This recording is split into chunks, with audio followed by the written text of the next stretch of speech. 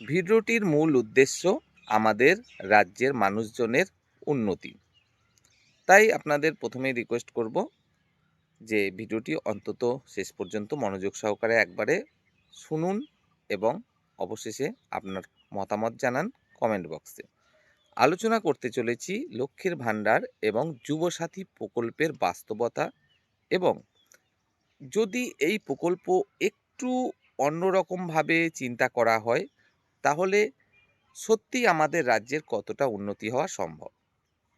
প্রথমেই জানাতে চাইব আমাদের রাজ্যে আমি গুগল সার্চ করে লাস্ট যে তথ্য পেলাম সেখানে এটাই দেখা যাচ্ছে 2,21,00,000 উপরে কিন্তু মহিলারা লক্ষ্মীর ভাণ্ডার পাচ্ছেন, যেখানে বর্তমানে সাধারণ মহিলারা পাচ্ছেন 1,000 টাকা করে এবং এসসি এসটি মহিলারা পাচ্ছেন 1200 টাকা করে।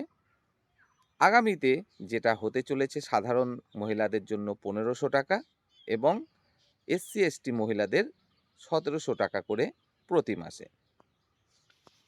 অপরদিকে আমরা দেখছি রাজ্য নতুন একটি প্রকল্প চালু করতে চলেছে যার নাম যুবসাথী। সেখানেও দেয়া হবে প্রতি মাসে 1,500 টাকা করে।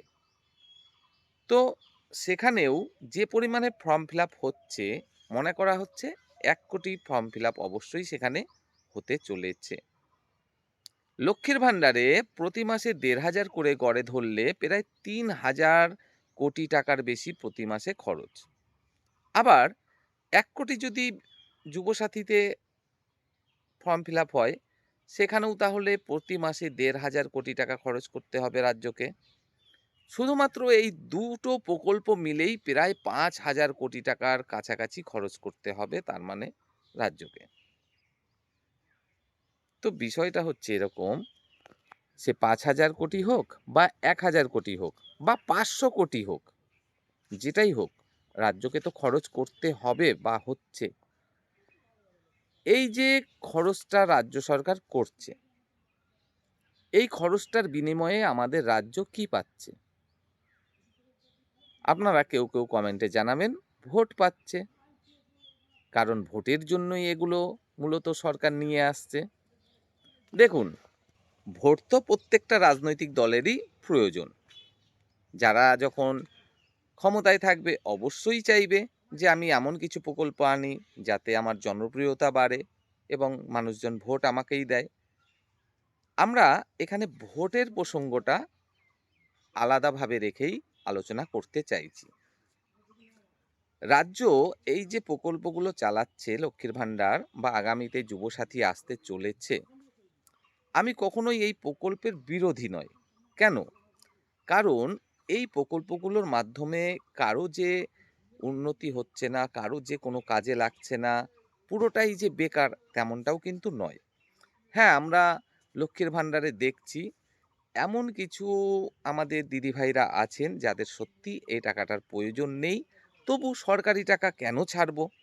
এই মনে করে তারা কিন্তু টাকাটা নিচ্ছেন এবং যেখানে একটা 20 টাকার নেল পালিশ ব্যবহার করতেন সেখানে 50 টাকার নেল পালিশ কিনছেন।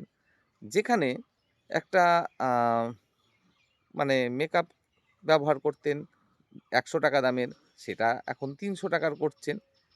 অর্থাৎ পুরো বাজেভাবে টাকাটাকে নষ্ট করছেন। তেমনি কিছু দিদিভাই এমনও রয়েছেন যাদের সত্যিই এই 1,500 টাকার খুবই প্রয়োজন, না হলে সংসারটা চলছে না। তাদের ক্ষেত্রে অবশ্যই এটা কিন্তু খুবই ভালো একটা স্কিম। তেমনি যুবসাথী প্রকল্পেও যদি আমরা দেখি সেখানে অনেক ভাই বোনেদের দেখব যারা এই 1,500 টাকা করে পাবে এবং খরচ করবে কিসে? বিড়ি, সিগারেট, মদ, কেউ বা দামি দামি নেল পালিশ, দামি দামি লিপস্টিক, অযথা একদিন ব্যবহার করার জন্য একটা শাড়ি বা কুর্তি এরকম কাজে ব্যবহার করবেন। আবার অনেক ভাই বোনেরা ভালো কাজেও ব্যবহার করবেন। যেমন একটা কোচিং নেয়ার জন্য তার অর্থের অভাব ছিল, সেটা ঘুচবে। যেমন কয়েক মাসের টাকা জোগাড় করে সে যেহেতু ধরুন সরকারি আইটিআইয়ে চান্স পাচ্ছে না, বেসরকারি একটা আইটিআইয়ে ভর্তি হলো। সেখানে কিছুদিন একটা কোর্স করার পরে একটা কাজে সে যোগদান করলো। অর্থনৈতিকভাবে স্বাবলম্বী হলো, এরকমও হবে। অর্থাৎ বিষয়টা এরকম, এই লক্ষ্মীর ভাণ্ডার বলি বা যুবসাথী বলি, প্রত্যেকটা প্রকল্পই অবশ্যই কিছু মানুষজনের জন্য কিন্তু খুবই খুবই খুবই দরকারি। তবে প্রত্যেকের জন্য যে নয়, এটাও কিন্তু পরিষ্কারভাবে আমরা বুঝতে পারছি। এবার প্রশ্ন হলো, তাহলে কি করা যায়? এই লক্ষ্মীর ভাণ্ডার, যুবসাথী, সেখানে কি বেছে বেছে তাহলে টাকা দিতে হবে? অবশ্যই বাছাবাছির ব্যাপারটা কিন্তু গুরুত্বপূর্ণ। তবে আমি মনে করি না লক্ষ্মীর ভাণ্ডার না যুবসাথী, এগুলো না রেখে নতুন একটা প্রকল্প রাজ্য সরকারের নিয়ে আসা খুবই গুরুত্বপূর্ণ এই মুহূর্তে। আপনি যেখানে 2,21,00,000 মহিলাকে লক্ষ্মীর ভাণ্ডার দিচ্ছেন, মাত্র 1,500 টাকা প্রতি মাসে পাচ্ছে, সেখানে 1,500 না, 10 জনের টাকা একত্রিত করে আপনি একজনকে দিন। তাহলে সেই মহিলা বা দিদি ভাই, তিনি প্রতি মাসে 1,500-এর বদলে পাবেন 15,000 টাকা। 2,21,00,000 দিদিভাইকে না দিয়ে আপনি সেটা দিন মাত্র 22 লক্ষ দিদিভাইকে। দরকার নেই, দরকার নেই 2,21,00,000 দিদিভাইকে আপনার টাকা দেওয়ার। আপনি যে টাকাটা খরচ করতে চাইছেন সেটাই করুন, কিন্তু এত মানুষকে না দিয়ে আপনি মাত্র সেই টাকাটা দিয়ে 22 লক্ষ দিদিভাইকে দিন, তাহলে প্রতি মাসে 15,000 টাকা করে পাবে। তেমনি যুবসাথীতেও 1 কোটি ভাই বোনকে টাকা দেওয়ার কোনো প্রয়োজন নেই। আপনি 10 জনের টাকা একত্রিত করে একজনকে দিন, তাহলে প্রতি মাসে সে পাবে 15,000 টাকা করে। 15,000 টাকা যদি একটা পরিবার পায়, আশা করি কোনো রকমের ডাল ভাত খেয়ে চালিয়ে নেওয়া সম্ভব বর্তমান বাজারেও। তার মানে বিষয়টা এরকম, একটা পরিবার যদি 15,000 টাকা পায়, সে কোনো রকমে ঠিক চলে যেতে পারবে বর্তমান বাজারে। এবার কথা হচ্ছে, তাহলে বাদবাকিদের কি অবস্থা হবে? সেই প্রসঙ্গেও অবশ্যই আসব। সেই প্রসঙ্গে আসার আগে বলবো, এই যে মাসে 15,000 টাকা করে দেবেন, একদম বসিয়ে বসিয়ে এটা যদি দিতে হয়, তাহলে সেটা কিন্তু খুবই দৃষ্টিকটু লাগে। তাই রাজ্য সরকারকে আমি এটাই আবেদন জানাবো, 15,000 টাকা বসিয়ে আপনি দেবেন না। কি লাভ একজন ব্যক্তিকে বসিয়ে বসিয়ে 15,000 টাকা দিয়ে? কোনো লাভ কিন্তু আমাদের নেই। 15,000 টাকা আপনি দিন, আপনি সরকারি কিছু ইন্ডাস্ট্রি চালু করুন, সেখানে এদেরকে কাজে লাগান। কাজের বিনিময়ে পাবে 15,000 টাকা, একদম ফ্রি ফ্রি, একটা পয়সাও কিন্তু দেওয়ার পক্ষপাতী আমি নই।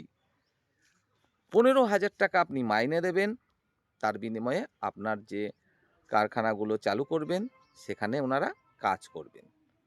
এই যে বিভিন্ন কারখানাগুলো, সেগুলো অবশ্যই আপনাকে চেষ্টা করতে হবে প্রত্যেকটা ব্লকে ব্লকে চালু করার।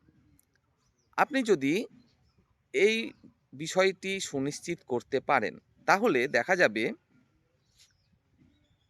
রাজ্যের প্রতি মাসে প্রচুর প্রচুর কিন্তু প্রফিট আসতে পারে। কিভাবে? লক্ষ্মীর ভাণ্ডারের 22 লক্ষ কর্মচারী আপনি পেয়ে যাচ্ছেন, যুবসাথীর 10 লক্ষ কর্মচারী আপনি পেয়ে যাচ্ছেন। অর্থাৎ প্রতি মাসে, প্রতিদিন আপনার হয়ে প্রায় 32 লক্ষ কর্মচারী কাজ করবে। আপনি যে ইন্ডাস্ট্রিগুলো চালু করবেন, সেখানে 32 লক্ষ কর্মচারী কিন্তু আপনি পাচ্ছেন। 32 লক্ষ মানুষ কত পরিমাণে কাজ করে দেবে, আশা করি সেটা কিন্তু আপনারা সকলেই খুব ভালোভাবেই অনুমান করতে পারছেন। 32 লক্ষ কর্মচারী যদি কাজ করে, সেই যে কাজটা তারা করবে, তার পারিশ্রমিক একটা বিরাট পারিশ্রমিক। আপনি তো সেটা এমনিতেই জলে দিচ্ছেন, পুরো ফ্রি দিচ্ছেন পয়সাটা। সেটা না দিয়ে আপনি যখন তাদের কাজের মাধ্যমে 15,000 করে দিচ্ছেন, 32 লক্ষ কর্মচারী আপনাকে কাজ করে দিচ্ছে, আপনার সেখানে একটা বিরাট বড় প্রফিট হবে। সেই প্রফিটটা আপনি কিন্তু কাজে লাগাতে পারেন আমাদের এই যে সরকারি বিদ্যালয়গুলো, এই যে সরকারি হাসপাতালগুলো, স্বাস্থ্যকেন্দ্রগুলো, এই যে কৃষক ভাইদের হেল্পের জন্য বিভিন্ন খাতে, রাস্তাঘাটের জন্য আপনি তো সেগুলো কাজে লাগাতে পারেন। তাই আমি এটাই আবেদন রাখবো, লক্ষ্মীর ভাণ্ডার আর নয়, যুবসাথী মোটেও নয়, নতুন কোনো প্রকল্প আনুন, কিছু ইন্ডাস্ট্রি চালু করুন, প্রয়োজন হলে সরকারিভাবেই সেগুলো চালু করুন। একজনকে মাসে ১৫০০ টাকা বসিয়ে বসিয়ে না দিয়ে ন্যূনতম ১৫,০০০ টাকা তার মাসে ইনকামের ব্যবস্থা করুন, যেন সে প্রতি মাসে ওই টাকাটা ইনকাম করতে পারে। অর্থাৎ বিষয়টা হচ্ছে কাজ দিন, কাজের বিনিময়ে আপনি টাকা দিন, যেন সেই টাকাটাই সুনিশ্চিত হয় যে ওই পরিবারটা কোনো রকমে চলতে পারবে। আর কাজটা একই পরিবারে ৩টে ৪টে না দিয়ে এটা সুনিশ্চিত করুন প্রতি পরিবারে একজন করে ব্যক্তি এই কাজটা পেতে পারে। যদি শুধুমাত্র লক্ষ্মীর ভাণ্ডার এবং যুবসাথীর টাকাটা কেটেই নতুন প্রকল্প এনে কাজ দেয়া হয়, দেখা যাবে আমাদের রাজ্যে যেখানে বর্তমানে ২ কোটির কিছু বেশি পরিবার বসবাস করছে, সেখানে এক ধাক্কায় ৩০ থেকে ৩৫ লক্ষ পরিবার কিন্তু নিশ্চিত হবে তাদের রুটি রুজির ব্যাপারে, যেটা কিন্তু খুব একটা কম নয়। এরপরেও যদি আরও একটু বিভিন্নভাবে আপনি চিন্তাভাবনা করেন, যেখানে আপনি ৩২ লক্ষ কর্মচারী পাচ্ছেন, তারা আপনাকে কাজ করে দিচ্ছে, সেখান থেকে আপনার ইনকাম হবে। তাহলে দেখা যাবে বাকি যে রাজ্যের পরিবারগুলো থাকবে, তাদের উন্নতির জন্যও অনেক পথ খুব সহজেই খোলা সম্ভব। কিন্তু জানি না এটা কেন করা হচ্ছে না? এটা করলে যে কতটা ভালো হওয়া সম্ভব রাজ্যের জন্য, সেটা অবশ্যই আপনারাও আশা করি অনুমান করতে পারছেন। কমেন্টে আপনাদের মতামত জানাবেন। জানি আপনাদের একটা লাইক করার বা ভিডিওটি শেয়ার করার খুবই সময়ের অভাব, তারপরেও রিকোয়েস্ট করব, যদি শেয়ার করেন অবশ্যই। যদি কোনোভাবে রাজনৈতিক ব্যক্তিবর্গ যারা রাজ্যটাকে চালাচ্ছেন তাদের কাছে পৌঁছয়, তাদের কোনো রকমভাবে কখনো এরকম সিদ্ধান্তে আসার একটা বিষয় মাথায় আসে, তাহলে নিশ্চিতভাবে রাজ্যের কিন্তু উপকারে লাগবে।